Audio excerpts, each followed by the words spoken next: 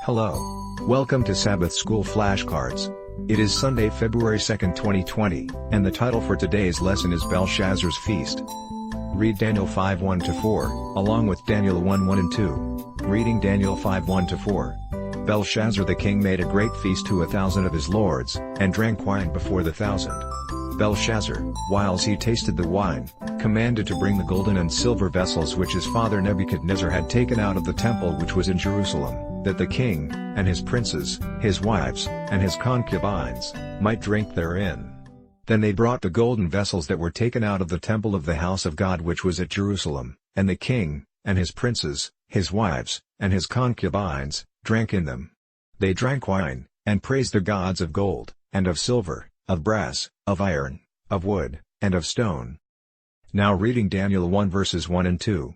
In the 3rd year of the reign of Jehoiakim king of Judah came Nebuchadnezzar king of Babylon unto Jerusalem, and besieged it. And the Lord gave Jehoiakim king of Judah into his hand, with part of the vessels of the house of God, which he carried into the land of Shinar to the house of his God, and he brought the vessels into the treasure house of his God.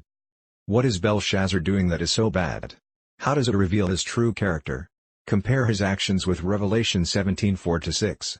Which reads, "And the woman was arrayed in purple and scarlet color, and decked with gold and precious stones and pearls, having a golden cup in her hand full of abominations and filthiness of her fornication. And upon her forehead was a name written, Mystery, Babylon the Great, the mother of harlots and abominations of the earth. And I saw the woman drunken with the blood of the saints, and with the blood of the martyrs of Jesus. And when I saw her, I wondered with great admiration." What parallels can you find? Discuss your answer in Sabbath School.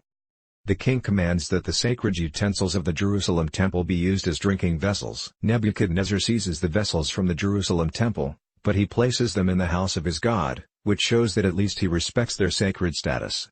But Belshazzar turns the sacred vessels into drinking utensils in a most profane way. While drinking from the sacred vessels, Belshazzar's lords praise the gods of gold and silver, bronze and iron, wood and stone. Referencing Daniel 5:4, New King James Version. It is worth noticing that 6 materials are mentioned. The Babylonians used the sexagesimal system, which is a system based on the number 60. In contrast to the decimal system used today that is based on the number 10.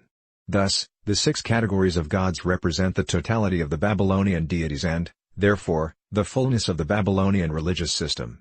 Interestingly enough, the order of the materials follows the order of the components of the dream statue of Nebuchadnezzar, except that wood replaces the clay.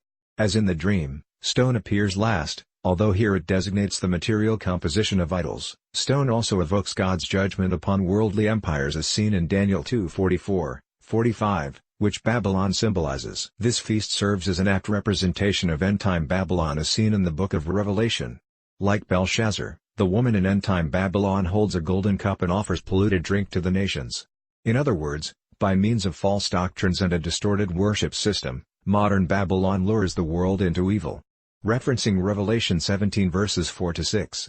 Oblivious to the judgment that will soon fall upon her. One day judgment will come.